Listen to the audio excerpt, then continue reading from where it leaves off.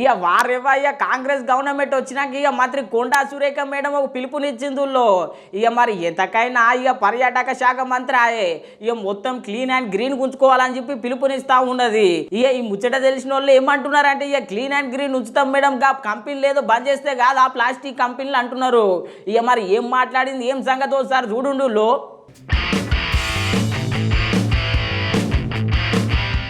రాష్ట్ర ప్రజలందరికీ మంచి పిలుపునిచ్చిందుల్లో కొండా సురేఖ మేడం. ఇక రాష్ట్రంలో ఉన్నటువంటి పర్యావరణాన్ని కాపాడాలి అని చెప్పి పిలుపునిచ్చింది. ఇక ఎందుకు ఇక చెప్పుండ్రి ఎంతకైనా పర్యావరణ అడవి శాఖ మంత్రి ఆయే.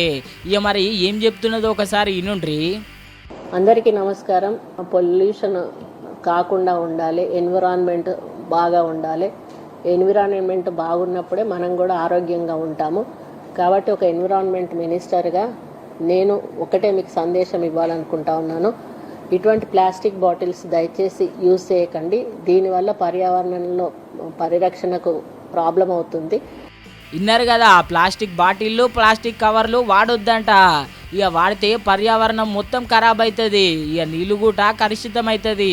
ఈ ఆరోగ్యాలు కూడా చెడిపోతాయి అని చెప్పి అంటున్నది. ఇక మరి ఏం వాడాలి మేడం?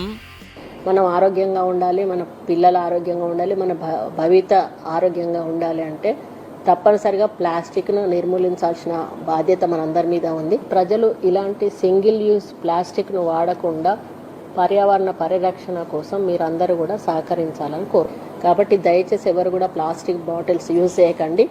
ఇలాంటి గాజు బాటిల్స్ తీసుకోండి.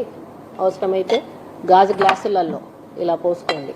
అంతే తప్పితే దయచేసి బాటిల్స్ వాడకండి. ఇది నా రిక్వెస్ట్. ఇది మన కోసం, మన అందరి కోసం, మన భవిష్యత్తు కోసం అని తెలియజేసుకుంటూ సెలవు.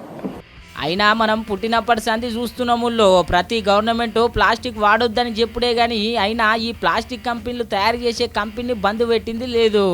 జరా మీరన్నా తెలంగాణలో ఉన్న ప్లాస్టిక్ కంపెనీలు బంద్ పెట్టుండ్రి మేడం. ఆ ప్లాస్టిక్ కంపెనీలు బంద్ పెడితే ఆ ట్యాక్సీలకు ఆశించకుండా పర్యావరణాన్ని రక్షించిర్రు అని చెప్పి ప్రపంచం మొత్తం శభాష్ అంటారు.